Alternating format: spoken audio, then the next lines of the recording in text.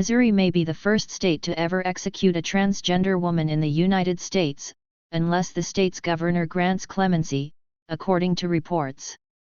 Amber McLaughlin, 49, is a transgender woman and is scheduled to be executed by lethal injection Tuesday after being found guilty of killing a former girlfriend in 2003.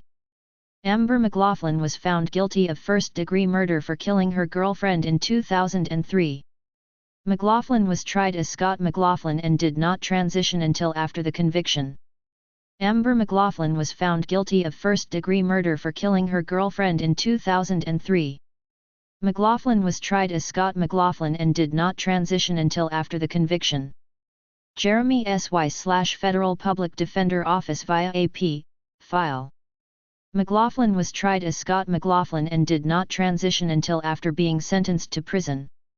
Mississippi death row inmate dines on pork chops, biscuits and last meal before execution. The Associated Press reported that McLaughlin was in a relationship with 45-year-old Beverly Gunter before transitioning and would sometimes show up at an office in St. Louis where Gunter worked. At times, McLaughlin hid inside the building, according to court records, leading Gunter to obtain a restraining order. Gov. Mike Parson. Gov. Mike Parson, Jacob Moskovich/Getty Images/file. Police officers, at times, would escort Gunter to her vehicle after work. Lore of the last meal, inside the captivating culinary ritual before vicious killers face death. On the night of November 20, 2003, Gunther's neighbors called police after she failed to return home, AP reported. Officers went to the office where Gunter worked and found a broken knife handle near her car and a trail of blood. The next day, McLaughlin showed police where Gunther's body had been dumped in the Mississippi River. McLaughlin was ultimately convicted of first-degree murder in 2006 and sentenced to death after a jury deadlocked on the sentence, AP reported.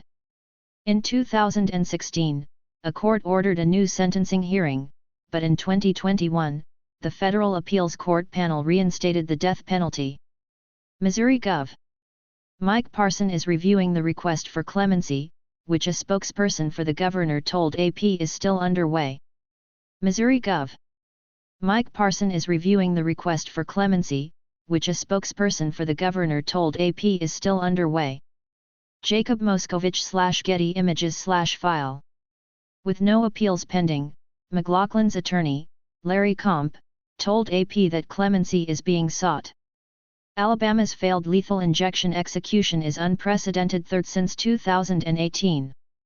The request for clemency does not primarily focus on McLaughlin's gender identity but instead on traumatic childhood and mental health issues that were never presented to a jury during trial. AP reported that the clemency petition claims that when McLaughlin was with a foster parent as a toddler, that person rubbed feces in her face. Another time, her adoptive father used a stun gun on her, according to the petition. The petition also claims McLaughlin suffers from depression and attempted to kill herself several times. A gurney is shown in the execution chamber at Oklahoma State Penitentiary in McAlester, Oklahoma. A gurney is shown in the execution chamber at Oklahoma State Penitentiary in McAlester, Oklahoma. AP photo/Sue Ogrocki, file. When it comes to McLaughlin's gender identity, the petition addresses a diagnosis of gender dysphoria, which is a condition that can cause anguish and more because of a person struggling between their assigned sex at birth and their gender identity, AP reported.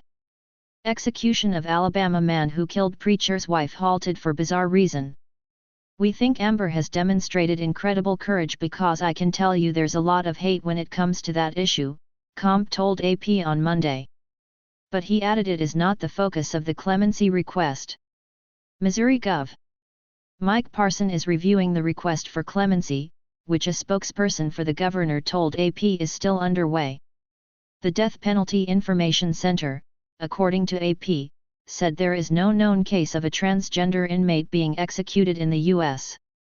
This is also the state's first use of the death penalty on a woman since the U.S. Supreme Court reinstated capital punishment in 1976, according to U.S. House of Representative members Cori Bush and Emanuel Cleaver, who urged Parson to grant clemency.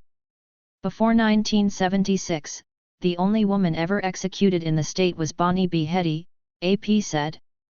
She was executed in a gas chamber on December 18, 1953, for kidnapping and killing a 6-year-old boy.